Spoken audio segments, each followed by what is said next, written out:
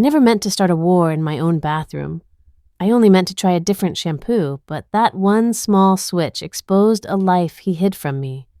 At the time, I didn't know that a quiet morning, a half-open cabinet, and a bottle that didn't belong where it was, would lead to a moment that would leave my husband staring at me in complete silence, his mouth opening, but no words coming out. I didn't know that something so ordinary would force a confrontation he couldn't talk his way out of, or that it would push me to make a plan so calm, so careful, it would undo every lie he thought was safely buried. This isn't a story about rage in the heat of the moment. It's about the slow burn, the kind that settles into your bones when the person you trust most has been living a second life right beside you. It's about the shame that creeps in when you start questioning your own instincts, and the quiet strength that shows up when you finally stop doubting yourself. What happened next wasn't loud or messy, it was deliberate, and when the truth came out, it left him completely unprepared. I'm telling you this because betrayal doesn't always arrive with obvious signs. Sometimes it slips into your life wearing the mask of routine. Coffee mugs in the sink, towels folded just right, a shared home that feels safe, until it doesn't. This story is raw and it's honest. It's about the moment I realized I wasn't crazy, I wasn't imagining things, and I wasn't powerless. It's a story that still tightens my chest when I think about it, but it also reminds me how strong I became when everything I believed cracked open. If you've ever been backstabbed by those closest to you and fantasized about the perfect revenge like subscribe and comment your own story below, this one's going to hit hard. Back then, I was just a wife trying to hold a family together, a mother of two moving through the familiar rhythm of our home. School mornings, dinner conversations, weekend plans that felt ordinary and safe. I thought I knew my life. I thought I knew him. Then there was the glow of a phone screen, a message preview I wasn't meant to see, blurred, unfinished, but heavy with meaning. And in the bathroom, the cabinet door left slightly open, as if something inside it wanted to be found. That's where it all began. I used to think our life was made of ordinary miracles. I was 37 then, balancing a part-time job at the community library with the million little errands that keep a family breathing. Mornings began with the same ritual, my blue mug chipped at the rim, steaming with coffee I liked bitter enough to make my eyes water. It was my small luxury. The kids, Noah 9 and Ellie 6, would clamber down the stairs in mismatched socks, hair sticking up like they'd been shocked awake. Noah loved to take forever at the cereal box, deciding if he wanted granola or the frosted kind, while Ellie insisted on putting raisins on everything, even when it made the toast soggy. Their backpacks were always half-packed. Permission slips fluttered like paper birds across the kitchen counter. He was there most mornings too, not always on time, but usually. Tom was the sort of man everyone liked immediately. Easy laugh, steady hands, the kind of stability people say they crave and then take for granted. He worked in sales, a lot of client dinners, a lot of travel, which we accepted as part of our life. He had a way of listening that made you believe you mattered. He would press his palm to my back as I fussed with zippers and say, "You've got this." And for a long time, I believed him. Our house had stories built into it. The hallway light with the bulb that flickered in winter. The dent in the wooden dining table from when Noah used a toy hammer as a drum. The magnet collection over the fridge from places we'd promised to visit someday. I loved the scrubbed floors and the smell of toast in the morning, the way light came through the blinds and made thin stripes across the living room rug. It felt like the kind of ordinary that would hold. We'd been together since college. We were young and cheap and fell for each other in a rush of cheap coffee and late-night study sessions. He taught me how to dance in the kitchen to music that was too loud for polite ears. We promised things then, not ring box vows, but smaller ones that still held weight. "I'll be here," he said then, voice rough with earnestness. I said the same. Years folded over those promises, and I kept telling myself that promises are not casual things. They were the scaffolding of our life. There were the usual differences. He liked raw, black coffee. I preferred mine sharp and grudgingly sweet if I had to. He would leave socks near the couch like a breadcrumb trail. He was late sometimes. He was charming and forgetful in ways that made you laugh and sometimes made you sigh. Once, at a backyard barbecue, he forgot the birthday candle on the cake. He called me, embarrassed, from the store with a laugh in his voice. "How do you forget a candle?" he said. I laughed with him and forgave him. It was easy to forgive someone who made you feel safe most of the time. Small things crept in, though, things that anyone could explain away. Missed texts that took too long to answer, a late meeting that stretched into the night, a defensiveness over something small, a comment about laundry, a question about where he'd been, and his jaw would tighten for a second before he smiled and said, "Work stuff, nothing to worry about." There were times his phone buzzed and he would stand with it face down on the table, a practiced privacy that made me feel like an intruder in my own house. I told myself it was normal. I told myself salespeople had boundaries. I was the wife. I was the mother. I believed in giving people the benefit of the doubt. "Just ask him," my sister said once when I complained over the phone about him coming home smelling faintly of perfume. "You'll feel better if you ask." Her voice was practical. She had always been the practical one. I remember holding the phone to my ear, the coffee cooling in my blue mug, and feeling both relief and dread at the suggestion. I wanted to ask, but part of me feared what the answer might do to the neatness of our life. Questions have a way of unraveling things that feel stable. There were moments that would have warned anyone paying attention. Once, after a weekend where he said he was working late, I found a sleeve with a lipstick smudge tucked between suit jackets. Not a bright, showy mark, the faint press of someone's lips on cloth. And I told myself it could have come from anywhere. Maybe a friend borrowed his jacket. Maybe he'd sat on a bench at a restaurant where someone had leaned in.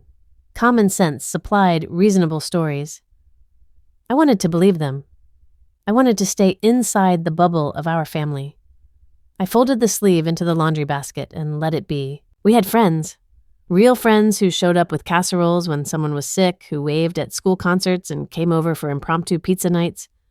My closest friend Maria was the kind of person who would drop everything if a child had a fever.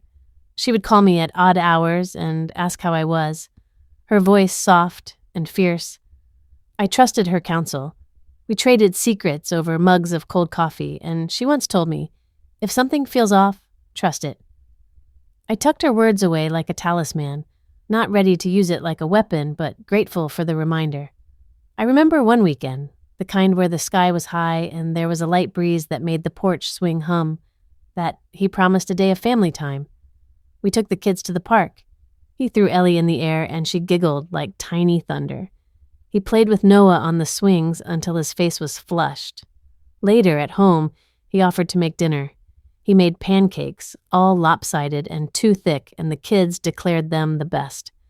I remember thinking, how lucky am I? How ordinary and safe this feels. That memory felt like armor, but ordinary lives have seams, tiny frays that start invisible and then, over time, show. One week I noticed his answers were clipped. He would shut down over questions that had once created conversation. "Where were you?" I would ask. "At a client meeting," he'd say, a practiced tone like a rehearsed line. When I asked about the perfume scent, he would laugh it off and say, "You're being silly." He joked about my worry like it was a character flaw. The jokes were soft knives. I found myself shrinking from them, even as I raised my voice on a rare, fierce night because the worry wouldn't leave. I began to watch routines instead of living them. The way he put the mug in the sink without rinsing, the exact hour he took off his coat, the places his hand lingered on the steering wheel. I would notice a receipt in the pocket of his jacket when I grabbed it for laundry. A small charge at a cafe I didn't know. The name on the receipt was unfamiliar. I flipped it over. Nothing obvious. It could mean nothing. It could mean everything. There were other times where his charm became a shield. When I asked why he'd been late, he would come in with flowers. Cheap supermarket roses, and that easy smile that had saved us before. "I'm sorry," he'd say, and I would melt. I would see the boy I'd fallen for again, the one who would call to check if I'd eaten. I wanted to trust him. I wanted to be the wife who forgave small sins and moved on. That was who I thought I was. Late nights became my private studying ground. I would lie awake, the house breathing gently around me, and scroll through my phone. Nothing. Friends' messages, ads for things I didn't need, his name on the screen, sometimes lit with a message, sometimes not. I learned how to read the silence between notifications. There is a particular kind of ache that comes from noticing patterns in the quiet. It sits in your throat like a stone. One night, after everyone had gone to bed and the house had that hush only houses with children know, I took my phone and scrolled again. I told myself I was looking for reassurance. I told myself I would be satisfied with nothing. I read emails, checked schedules, even reread some old texts. There was nothing that screamed betrayal, but the doubt had already grown teeth. It chewed at me from the inside. I knew it was irrational, and I also knew it was not. The mind is a clever place for that. Then, like a small bone left in a soup, something caught my eye. A credit card receipt folded in the junk drawer under receipts for milk and a note reminding me about Ellie's ballet class. The receipt was from a boutique I had never heard of. The total was small. An accessory, perhaps, but the name printed on the top made my heart drop just a fraction. M. Carter. It could be 100 things. Maybe the florist used a different outlet. Maybe it was a client billing. Maybe it was nothing. I pressed the receipt between my fingers. My thumb rubbed the corner until the paper softened. I tried to build rational bridges. I tried to keep the peace inside my head, but the seed of doubt had sprouted. It needed tending. I did not want to be the woman who accused on a hunch. I did not want to be the one who ruined everything without proof. But I also did not want to sit and let the uncertainty eat me alive until I became hollowed out and unrecognizable. I put the receipt back in the drawer. I closed it carefully, listening to the small click the way you listen for a heartbeat. I went upstairs, kissed the kids' foreheads, soft and warm, and lay down beside him, pretending sleep would come easy. The house breathed. The moon painted a thin white line across the curtains. I watched the pale stitch of light, and somewhere in that quiet, the doubt curled and settled like a guest who had decided to stay. I told myself I would not let it grow into something ugly. I would watch, I would notice, I would keep living. But when the screen of my phone lit up the next afternoon with a message preview that showed only a blurred name and an ellipsis, the seed turned a corner. It wasn't proof. It wasn't even close. It was a pry bar against the door of my certainty. I stared at the faint letters, unsure if the anxiety was reading things that weren't there. Still, the day we live in is the day we must answer. I kept my mouth shut for now. I folded the laundry with slow, deliberate motions, and with each fold I tucked a sliver of that uncertainty deeper into my sleeve. The ordinary hummed on around me, the smell of toast, the creak of the back door, Noah announcing loudly that he wanted more syrup. The normal seemed to shield me and taunt me at the same time. I didn't know then that the receipt would be the first breadcrumb. I didn't know that the blurred preview would be a whisper of what was to come. I only knew that for the first time in a very long while, something had shifted. A small thing. A tiny change in the pattern, an unfamiliar name in a drawer, and that was enough to wake me. The small things are the most dangerous. They sneak in like dust and settle under the furniture until suddenly the whole room looks different. At first, it was only a scent. The faint ghost of something floral on his shirt when he hugged me goodbye. Not the sharp, green smell of the men's aftershave he liked, but something softer, like the inside of a rose left in the sun. Once, I blamed the air freshener in the car. Once, I blamed a coworker who borrowed his coat. Then the scent appeared again and again, a whisper in the fabric that didn't belong to me. Then there were the devices. His browser one night would be open to work sites, and the next day the history would be wiped clean like no one had ever been on the page at all. I would find a tab open on the laptop with a news article about a restaurant or a gallery, and then poof. Nothing. He had always been tidy with his devices, a careful man who liked his files organized. The sudden erasure felt purposeful, as if someone had taken a soft eraser to the traces of the day. It left a raw edge. Receipts accumulated like paper confessions. A small charge at a boutique I didn't recognize. A coffee shop I'd never seen on our corner. a tiny purchase of something that could be jewelry or a gift or nothing. I would flatten the receipts between my palms and try to read them like a map. The bank statement had that slow, steady rhythm of routine payments. Then, one month, toward the bottom, was an odd line item. A city I didn't recognize. A place with a name that didn't belong in our town. My throat tightened. Numbers do not lie, but numbers can hide truths in plain sight. I started noticing patterns like a detective who'd never asked for the job. I began to log things in my head. When did he leave? What time did he come back? Which jacket did he choose? Which pocket did he keep his keys in? It sounds small. It sounds obsessive. Maybe it was both, but obsession is different from attention. I told myself I was practicing the latter. I would watch him fold towels. It became strange how he placed the hand towel in the bathroom with the crease facing outward, always the same way, and yet sometimes it was different. I would stand at the sink and watch the tiny movements, how he scrubbed at a coffee cup or ran his thumb along the rim. My mind supplied reasons. Maybe he'd had a rough day, maybe someone had asked for a favor, maybe the scent was from the dry cleaner, maybe the receipt was from a delivery for the office. Maybe. Confrontations happened. Short ones, fizzling ones, the kind that could be swept away with a joke. I asked once, casual as I could be at the time, "You smell different tonight. Everything okay?" He glanced up from the evening paper and smiled. The easy, practiced smile that wraps away questions. "Must be the cologne at Jason's office," he said. "They had a client with a fancy scent. Sorry if it clung." He reached for my hand. "Nothing to worry about." I wanted to believe him. I wanted the ordinary to hold. I let the conversation curl into the couch and die there like a harmless moth. Another time, I mentioned the late nights. "You're working a lot," I said. "Is everything fine?" He made a face like I'd asked him to solve a crossword puzzle. "You worry too much," he said. "You deserve to relax. I'll be home earlier this week." He was good at promises. He said them like he was error-correcting the moment. They soothed me. For a minute, I would stop tracing the edges of my doubt and go to bed with his words cushioning my bones. The voice of reason came from Maria. We shared everything, from toddler tantrums to quiet heartbreaks. One evening I called her, my thumb worrying the edge of my phone as if pressure could squeeze out a truth.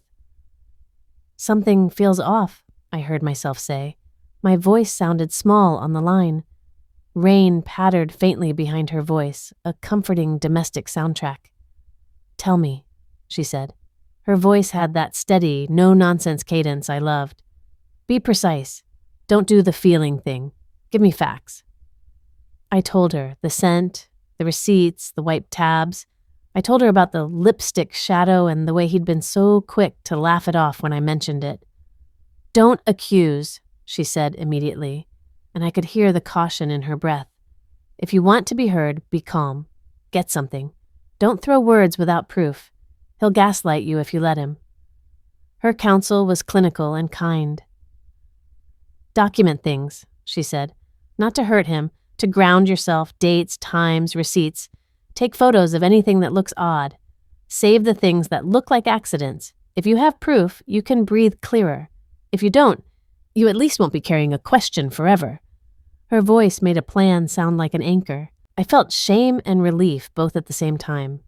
Shame because I wanted to be the kind of wife who trusted. Relief because now I had a direction.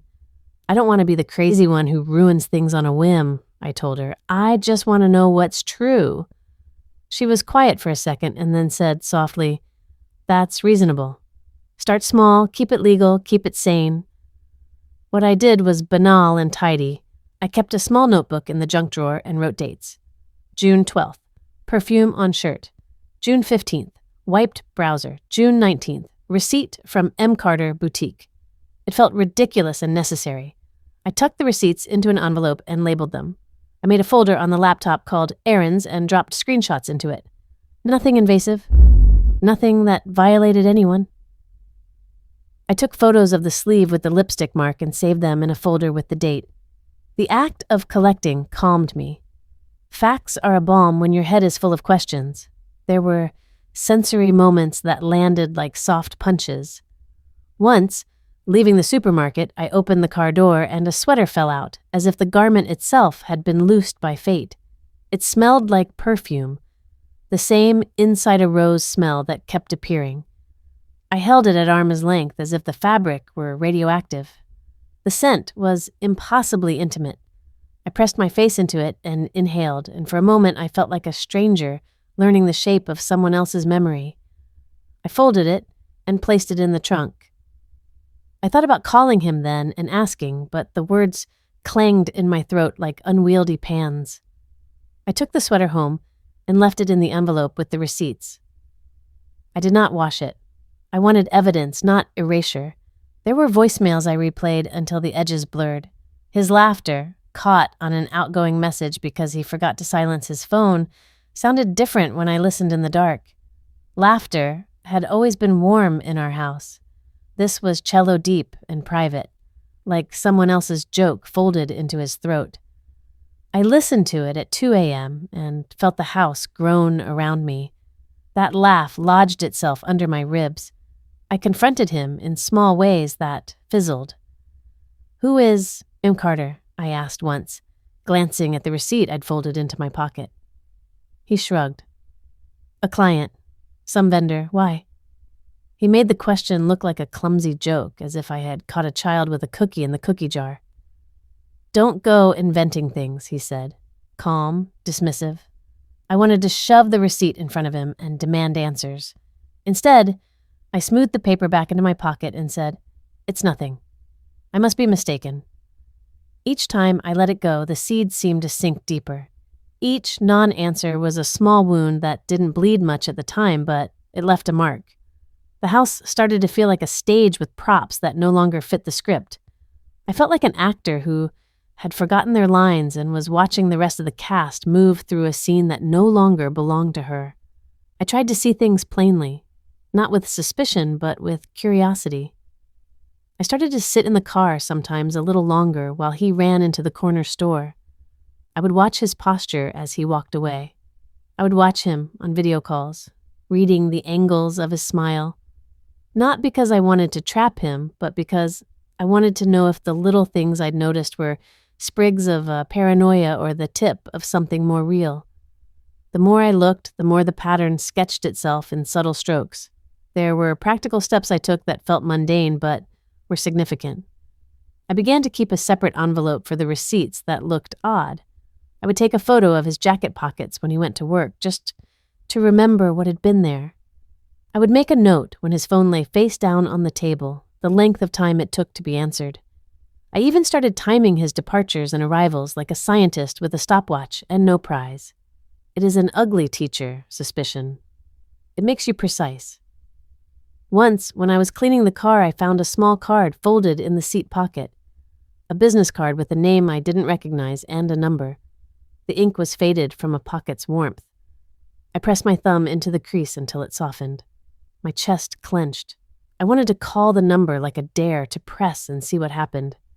I didn't. I put the card in my pocket and shook with quiet rage. The house hummed on. Noah asked for pancakes. Ellie wanted help with a school project. The lawn needed mowing.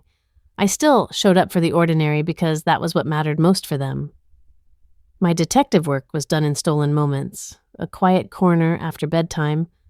A drawer sifted when no one was looking, a photograph saved and labeled. It felt like gathering stones to build a bridge I hoped I would never need to cross.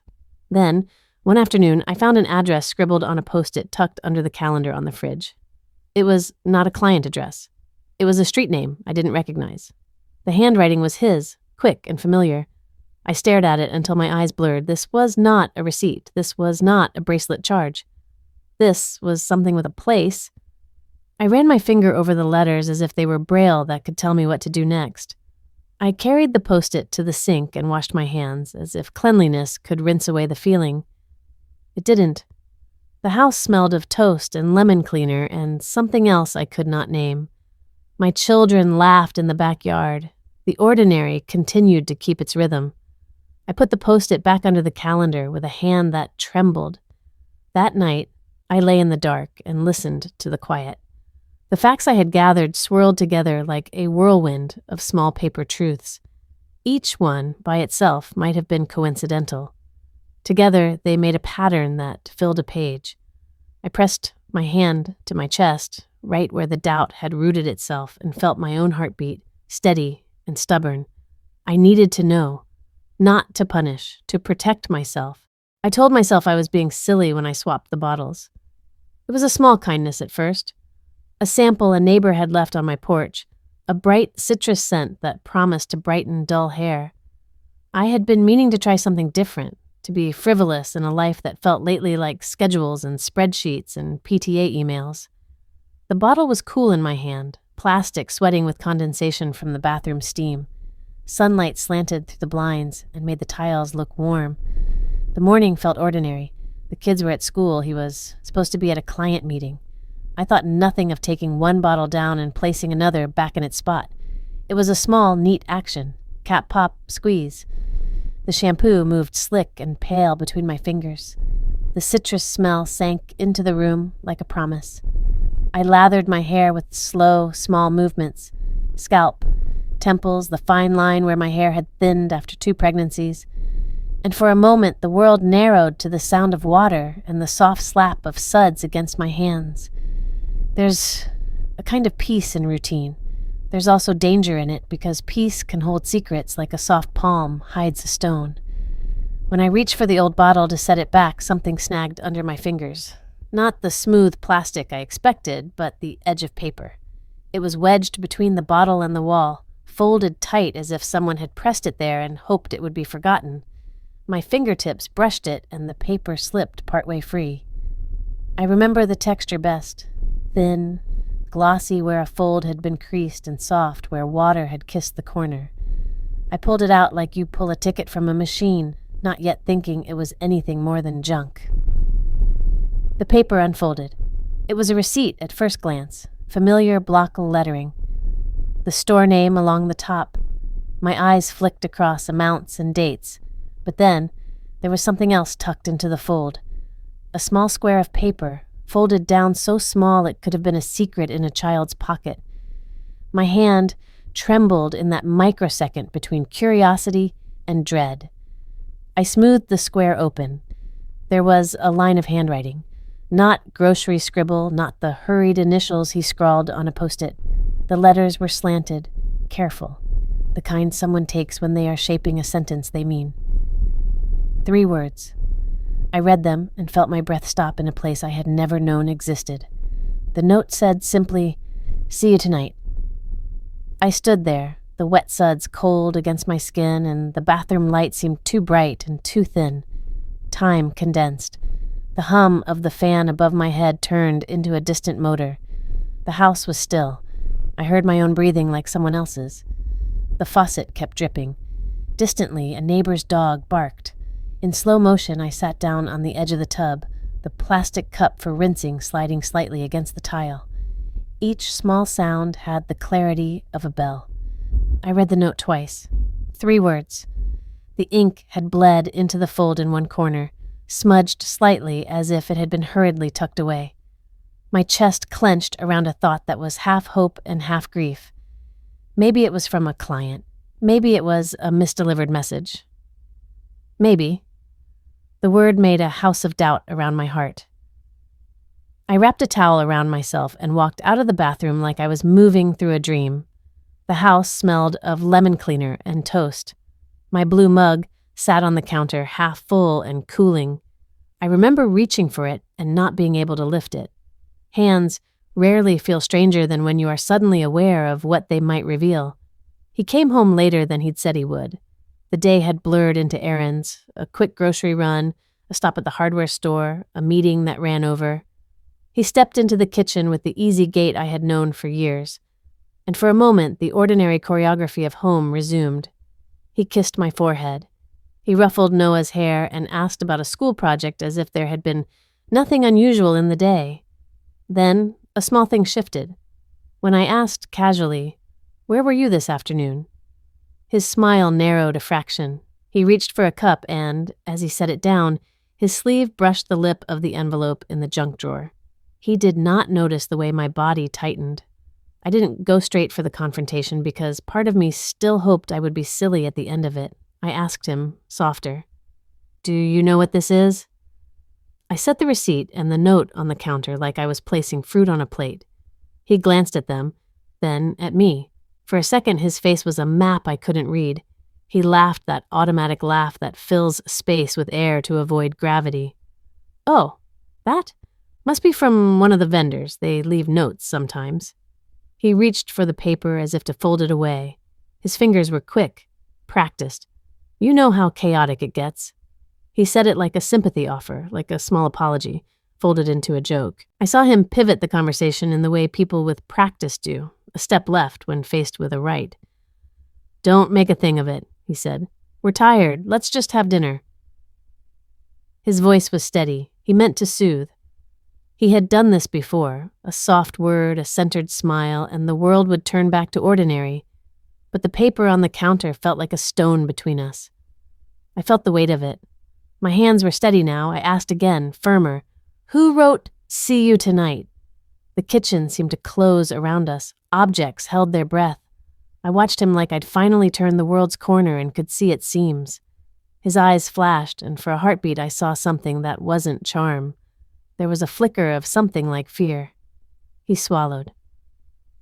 "It's nothing," he said. "Really, stop making things that aren't there." He tried to smile. The smile that used to make me forgive him felt thin at the edges. He reached out and squeezed my shoulder in a practiced gesture that said, "Everything and nothing all at once." "I found this in the bathroom," I said. "It was tucked behind the shampoo." My voice sounded different to me, polite, then hardening like iron. Why would someone hide something behind a bottle? He opened his mouth, closed it, then fumbled for an answer as if the words were pieces he could not find. "Maybe someone dropped it. Maybe I put it there," he offered, and the sentence fell apart like a cracked dish. He looked at me as if he wanted me to nod and have faith in his shrug. He wanted me to put it away like a false alarm. I could feel the old me wanting to bow to his steadiness. I could feel the woman who had loved him for years wanting to give him the benefit of every doubt. But the paper had substance. It was physical. It had a reach that my doubts could grasp. I touched the note again. The ink was still faintly warm, or perhaps that was my skin remembering heat where there was none. I felt ridiculous and awful for wanting to hold a scrap of paper like it was a key. "Is there someone?" I said finally, the words small and precise. "Is there someone you're seeing?" He blinked. The casualness fell off his face like sand. He sounded annoyed. "No, seriously, where would that even come from?" He ran a hand through his hair like a man trying to rearrange the scaffolding of an explanation. I said, "Work. You're making a thing." He tried to turn our kitchen into a stage set and himself into a wronged actor. A laugh escaped me then. It was a short, brittle sound. "Work left a note that says, 'See you tonight'?" I asked. "Work left a lipstick-smudged sweater in the car?" I let the words land between us like heavy plates. His face moved through expressions. First confusion, then irritation, then the practiced calm of someone trying to keep a story intact. He reached for my hand, and for a second I almost took it. He smelled faintly of his aftershave and a hint of that floral scent I had noticed before. The scent curled like smoke around him. "You're overthinking this," he said, voice low and quick. He smiled in that way that used to make the room feel safe. "We have 2 kids. Can we not do this? I hate fighting over nonsense." I felt my mouth go dry. The house held its usual sounds. The hum of the refrigerator, the muffled noise of a car passing outside. But the center of it was different now. I thought of the post-it I'd found under the calendar. I thought of the business card in the seat pocket. I thought of the sweater that smelled like someone else's perfume. All those things were small arrows pointing in the same direction. Together, they were a map. This is where the breaking happens, I realized. Not with fireworks, not with a single dramatic moment. It depends on 1,000 tiny fractures. A folded note, a sweater in the trunk, a laugh clipped in the dark. It piles up, and then one day the world no longer holds its shape. My heart beat fast, and then steady. I felt a kind of calm settle into my bones. Not the soft, trusting calm of before, but a deliberate, cold clarity. I could pretend. I could put the paper back in the drawer and fold my life into the shape it used to be. I could let the small things be stories of coincidence. I could choose ignorance like a blanket. Or I could choose not to. I could choose to find out. The choice felt enormous in the smallness of the kitchen. It felt like stepping off a curb onto a street I had always avoided. I set the note on the counter between us and looked at him as if I were seeing him for the first time. "I need to know what's true," I said. The sentence seemed to surprise us both. He swallowed. His mouth worked like he was searching for a script. He said, "You're hysterical." And then, softer, "I don't want to fight." His hands were pleading. He tried again the old moves that had always worked. Affection. A comforting tone, the promise of better behavior. "I'll be more careful," he said. "I swear, can we not do this now?" That was the moment when something inside me hardened in a way I recognized later as resolve. It was not a blow, it was a decision. The air reeked faintly of lemon cleaner and the faint ghost of perfume. It felt like being scalded by water you thought was warm. I could pretend, or I could find out the whole truth. The idea burned me like hot water on skin, brief and sharp, then a spreading awareness of where the pain was. I took a breath. I took the note and slid it into my pocket. "I need space," I said. My voice did not waver. He looked stunned. "Space," he echoed, as if the word had fallen into a different language. "What does that mean?" I folded my arms and felt the paper against my hip. "I need space to think. I need to breathe. I need to figure out what this is. Don't come looking for me tonight." My words were careful. They were the kind of sentence you might build when you are arranging glass on a shelf. One wrong move and everything shatters. He tried to argue, he tried to laugh, he tried to make me fold. I stood like a person who had finally remembered how to say no. He left the house that night feeling different. I watched the door close and then sat at the kitchen table with the envelope of receipts and the sweater folded into the corner like something official. I turned the note over in my fingers. The words were small, and now they felt like the start of an unspooling. I told him I needed space, and I started planning. I told myself this wasn't about revenge. I said it out loud so I could hear the truth in my own voice. It wasn't about humiliation or cruelty. It was about proof. It was about not letting uncertainty hollow me out. It was about reclaiming a life that felt honest again. Anger sat under my ribs like a live thing, yes. Fear, too, sorrow like a heavy shawl, but underneath them all there was a different current, a plain, fierce need to know. Knowledge felt like air. The plan began with paperwork. Paper was neutral. Paper was facts. I took the envelope I'd been tucking receipts into and spread its contents on the kitchen table like evidence in a quiet courtroom. Receipts, a business card, the post-it with the address under the calendar, the sweater folded like a small, smelling memory. I made lists, dates, times, locations. The act of writing steadied me. It turned the fluttering of worry into a map I could follow. I set rules for myself. No illegal things, no breaking into phones, no deceit that crossed a line I couldn't live with. I would not become monstrous to root out a truth. I would remain lawful and, if possible, humane. If the proof came, it would be clean and undeniable.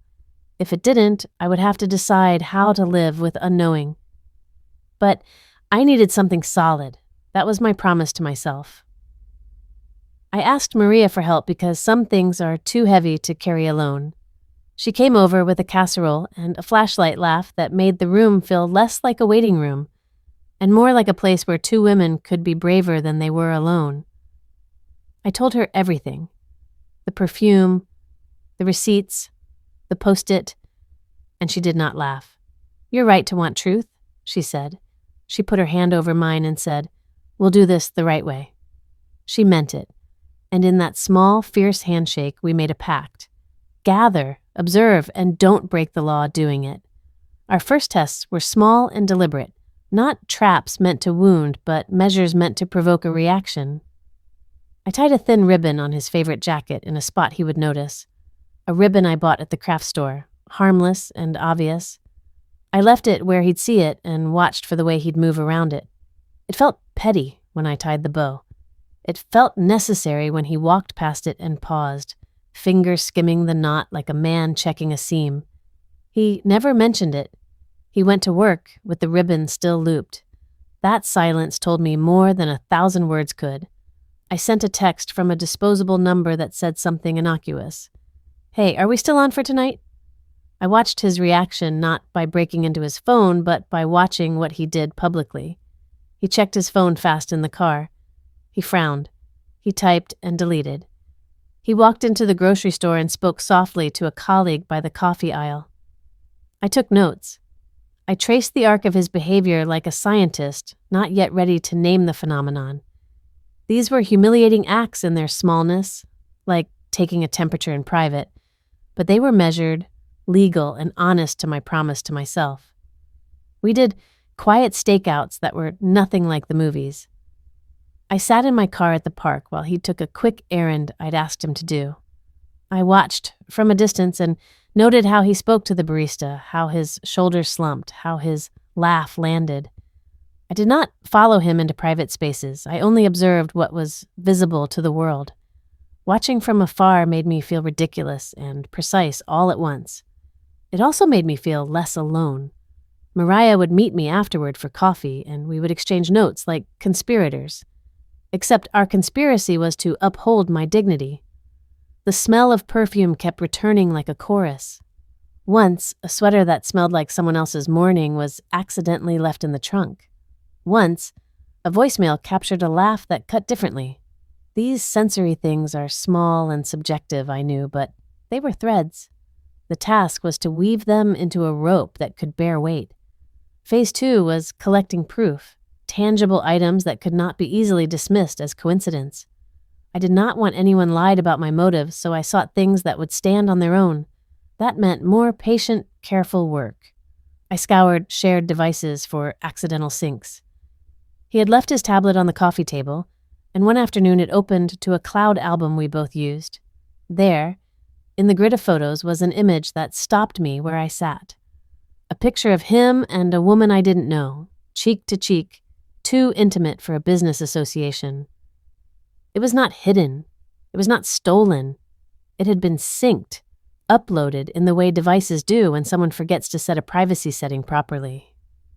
I stared at the photo until my eyes watered. Proof is blunt in its insistence. I printed that photo. I printed emails that mentioned meetings that didn't show up on his calendar. I printed a string of messages from a mutual contact that implied a rendezvous. Each sheet of paper was heavy in a way that changed the air. They were not dramatic on their own. They were clinical. Names, dates, times. The sum of them felt like a verdict. There were obstacles. Plans rarely move in straight lines. My friend, Maria, who had been steady at first, grew hesitant when the time to act arrived. "Are you sure about this?" she asked late one night, voice small and raw. "I don't want to be part of something that ruins a family." Her words hit harder than I expected. I understood her fear. I also felt the pressure of my own path. "I don't want to humiliate him," I told her. "I want truth. If there's a way back, we'll find it. If there isn't, I need to leave without being the crazy woman in the story." Her silence was honest. Her agreement that followed was quieter. Another time, just as I thought everything would fall into place, a child nearly walked into the room while I was holding a printed message. My hand clenched the paper like a talisman. The handle to the hallway turned. I breathed and rehearsed a story about homework and grocery lists. Ellie's small voice called, "Mom!" and the bubble of the moment popped open into ordinary life. I folded the paper beneath a magazine and smiled with the calm of someone who knew how to keep the fragile safe. There were moments, too, when my resolve wavered. I would hold the photograph and think about the man who had kissed me in kitchens and danced with me at college parties. I would remember promises and simple, ordinary kindnesses. The memory of him reading to our children on Saturday mornings would make my chest ache with a tenderness that surprised me. Is this cruel? I asked myself in the dark. Was I setting him up to be shamed, or was I simply asking the world to recognize a truth that had been slippery, and shameful for me to carry alone. The question haunted me, made me pace, made me return to reasons, my family, my daughters, the integrity of my own life.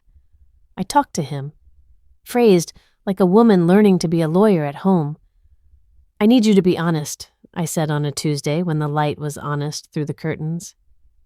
He looked at me with that practiced calm and offered the old armor of denial. The conversation ended with him promising to be more transparent. For a while, he was better at small things. He answered calls, he told me about meetings, he came home earlier. Those days felt like calibrations, like a man adjusting the weight of his footsteps. For an instant, I almost let the work stop. Then, a message I had printed revealed a location that did not match the story he told for that evening. The contradiction was small. It was devastating in its clarity. When you plan something like this, you live inside scenes. You imagine the reveal. You imagine the expression on his face. You imagine the pratfall of excuses, but you also imagine the consequences. In-laws who will be shocked, friendships that might fracture, children bewildered by grown-up sorrow. I rehearsed the fallout. I rehearsed what I would say to my kids if they asked. I rehearsed how to speak calmly. Preparing for the truth meant preparing for the aftermath. The final setup was the most ordinary thing, a family dinner. I chose a night when the house normally hummed with comfort. I called his mother under the pretense of inviting her for Sunday pie. She accepted, glad to be included. I told Maria to be at the house early, under the guise of helping me with the table. The plan was not to ambush and not to shame on stage. The plan was to present facts plainly to people who mattered, to put the evidence where adults could see it and decide how to proceed together. I staged the room like a stage director who knows the set must look like life. Plates, napkins folded, a pitcher of water sweating with condensation, candles I did not light.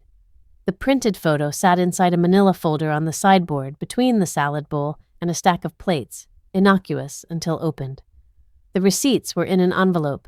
The email printouts were clipped together. I had rehearsed my breathing. I had rehearsed telling only the truth. I had rehearsed that my purpose was not to destroy but to reveal. When Maria arrived, she slipped into her role with a steadiness that steadied me. "We'll be careful," she whispered, and the whisper felt like a blessing. I set the table with my hands slightly trembling and felt the extraordinary ordinariness of it. The clink of a fork, the way linen tastes of starch. I made sure the kids had help with homework and were tucked away in the living room with a promise of a movie after dinner. I wanted the reveal to be adult, to have boundaries. I set the evidence where a family could see it. I rehearsed the words I would say if anyone asked.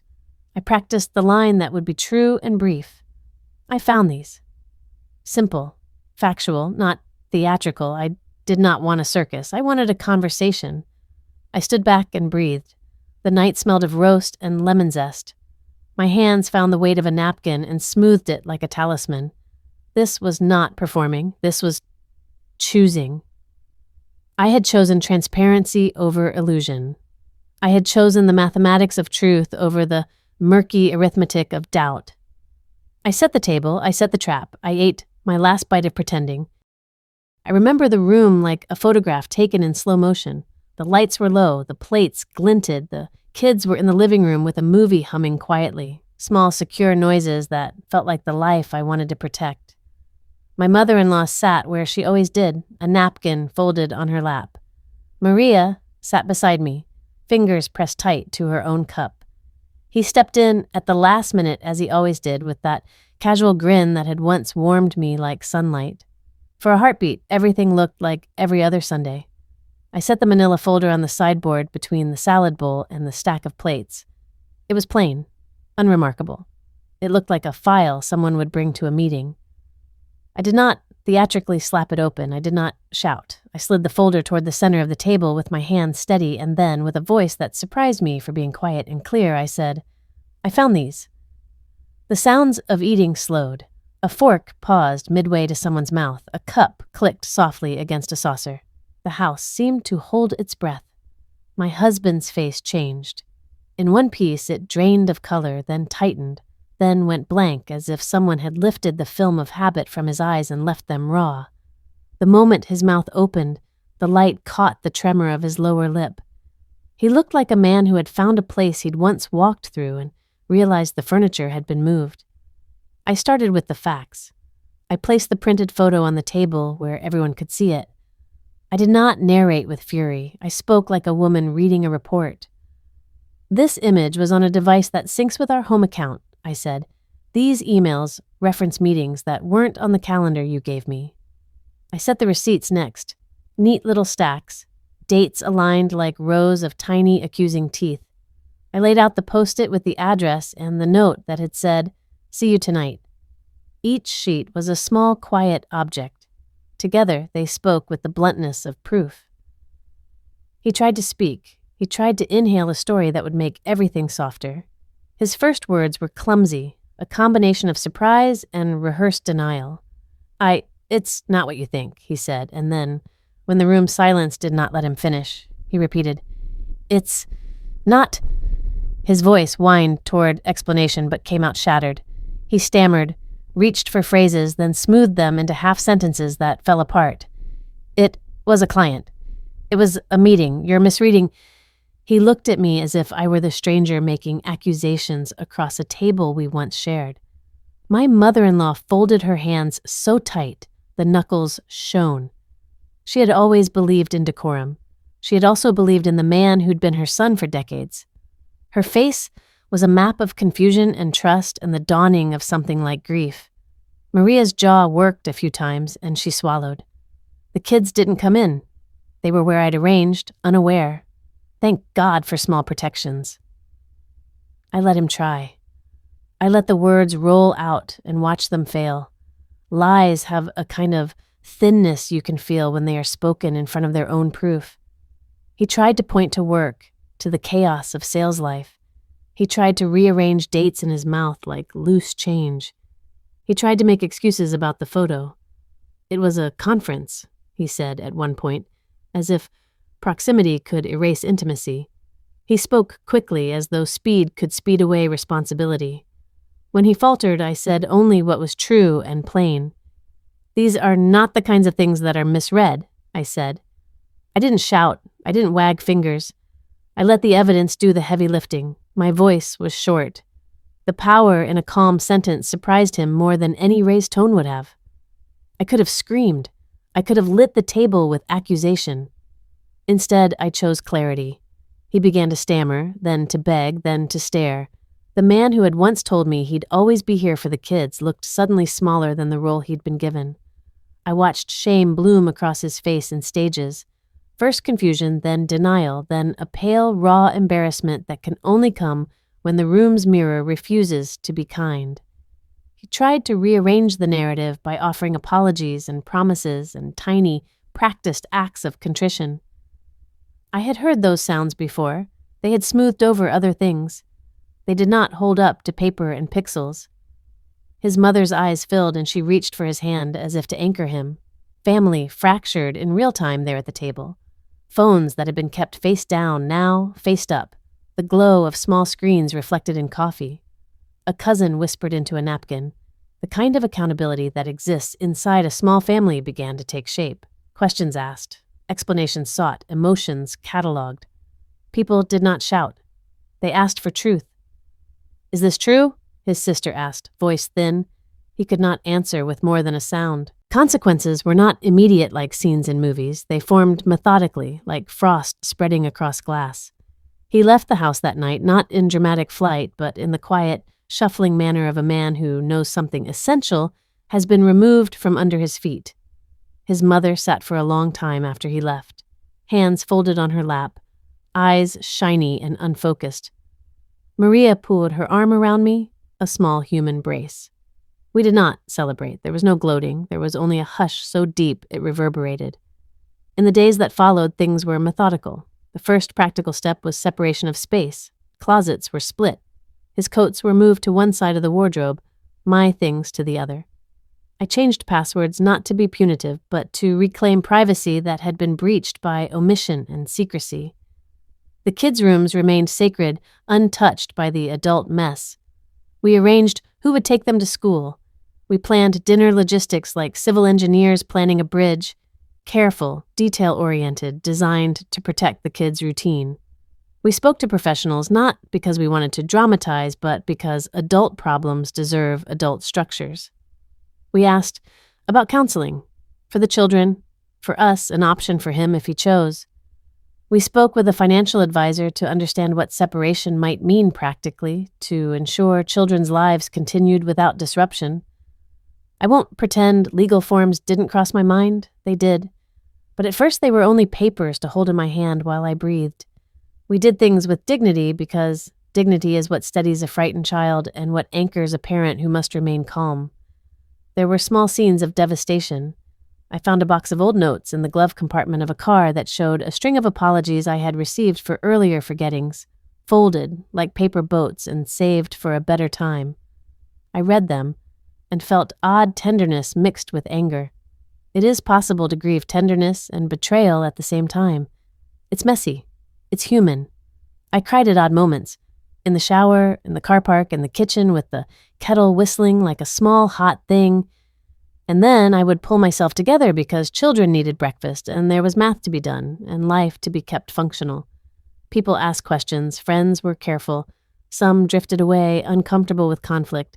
Some were steady like beams. Maria came every Tuesday and we drank tea that tasted like pity and resolve. Her texts kept me afloat. How are you? And later, you are not alone. My mother called and said things that were both tender and sharp. My in-laws wavered between denial and protective fury. It was adult grief in many languages. There was a strange physical release that came when truth had been named. It was like untying a knot you didn't know that was in your chest. The first time I walked into the kitchen and didn't look for pocketed receipts, I realized my shoulders had been tight for months. I noticed they had relaxed. My breath felt longer. The knot in my stomach did not vanish all at once. It loosened day by day like an old shoelace finally yielding. But relief arrived. It arrived alongside sorrow. I grieved the man I had loved, the life that once felt whole. The relief did not erase the grief. It made room for it. That hush after truth can be disorienting.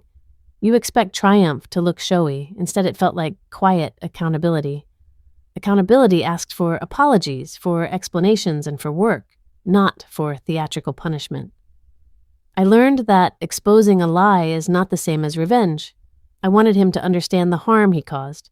I wanted a space where our children would not be taught that secrets are acceptable in love. I wanted him to be seen for what he had done and to be given the chance to learn to be different if he wanted. Sometimes I caught myself perched between two selves, the one who wanted to punish and the one who wanted repair. Which is nobler? Which is truer? Would public humiliation have taught anything? Would private forgiveness without accountability have allowed the same pattern to continue? I asked these questions out loud to no one in particular and listened to the echo of my own voice. There is a thin line between revenge and justice. Justice is about consequences and rebuilding. Revenge is about spectacle. I wanted consequences that taught, not a show that shredded. As weeks turned into months, practical routines cemented. We divided financial tasks with clear records. We sat in rooms with therapists who could point to patterns and help us name them. We told the children small truths that fit their ages, and we shielded them from adult details. We developed new rituals for safety and trust, like call-ahead texts and shared calendars that were transparent. These weren't glamorous moves. They were adult, tiny, necessary acts. There were days when I felt fiercely proud of myself for having the restraint to gather proof and the wisdom not to weaponize it for spectacle. There were other days when I felt hollow with the recognition that trust, once broken, does not snap back like a rubber band. It unravels. You reweave it or you choose new fabric. I chose the latter. Recovery is not linear. There were nights of sleeplessness when loneliness pressed like a heavy blanket. There were afternoons of bright clarity when I would catch myself laughing at something small and feel the grin bloom into a deeper warmth. Friends sent messages that mattered. You were brave, one read. It helped because bravery is often lonely and needs checking in the form of ordinary kindnesses. A message, a coffee, a bag of laundry taken off your hands. In the small epilogues of everyday life, hope showed itself quietly. I made coffee in the morning, and the steam rose like a promise. The kids came down, voices bright, backpacks askew. Noah told me a joke that was bad and perfect. Ellie brought me a crayon drawing with a crooked heart and 2 stick figures holding hands. Maria sent a text with a photo of her dog wearing a tiny sweater and the caption, "You're doing it." Sometimes healing comes in small, ridiculous affirmations. I took them like vitamins. I often thought about the man I had loved and how he would carry this for the rest of his life. There is no pleasure in that. There is only the hard knowledge that truth costs everyone something. I did not want to inflict pain for its own sake. I wanted to be whole. I wanted my children to learn that honesty matters more than convenience. I wanted to be someone who could hold her dignity intact while refusing to be small. So I went on, doing the necessary things. I paid bills, I answered school emails, I folded laundry into neat piles that smelled faintly of lemon. I held my children close and listened to their breath. I walked with friends and told them things that were true. Life did not become a perfect mosaic. It simply became a life I had reclaimed in pieces, slowly, with intention. If there is one thing I learned, it is that exposing a lie is a kind of mercy you give to yourself. It is not a spectacle. It is a clearing of air. It's an act that allows you to choose what you will become next. Will you lean into bitterness? Will you teach the children that secrets are acceptable? Will you reinvent your life with honesty at its center? When I look back, I know I did not act from a place of vengeance. I acted from a place of preservation. I acted to protect small people who relied on me. I acted so the truth would not be a whisper that lived in my bones forever. I did not triumph by making him small. I triumphed by refusing to let my life be small. I didn't win by hurting him. I won by refusing to be small anymore. When I look back now, the story doesn't feel like it's really about shampoo or receipts or even betrayal. It feels like it's about self-respect, about what happens when you stop explaining away the small alarms your heart keeps setting off. Secrets always come with a cost. They don't just damage relationships, they quietly erode the person who is forced to live beside them, wondering why something feels wrong but can't yet be proven. What I learned is that calm can be more powerful than chaos. Evidence speaks when emotions fail.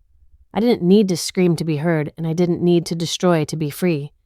I needed clarity. I needed truth laid out in the open where it could no longer twist itself into excuses. Acting with intention instead of impulse gave me something anger never could: control over my own story. There is grief in this kind of ending. I won't pretend there isn't. You don't walk away from years of shared life without mourning the version of the future you thought you were building. But there is also strength waiting on the other side of that grief. A quiet, grounded strength that comes from choosing yourself when it would be easier to stay silent. From teaching your children and yourself that love without honesty is not love at all. If you're watching this and something in your chest feels tight, I want you to know this. You're not weak for hoping things will get better, and you're not cruel for demanding the truth. You are allowed to ask questions. You are allowed to gather proof. You are allowed to walk away from a story that no longer honors you. Justice doesn't always look loud. Sometimes it looks like peace returning, breath by breath. I lost a man I thought I loved, but I found myself again. If this revenge saga gave you that rush of justice, smash like, subscribe for more epic tales, and share your revenge story in the comments. Click the next video box for another one.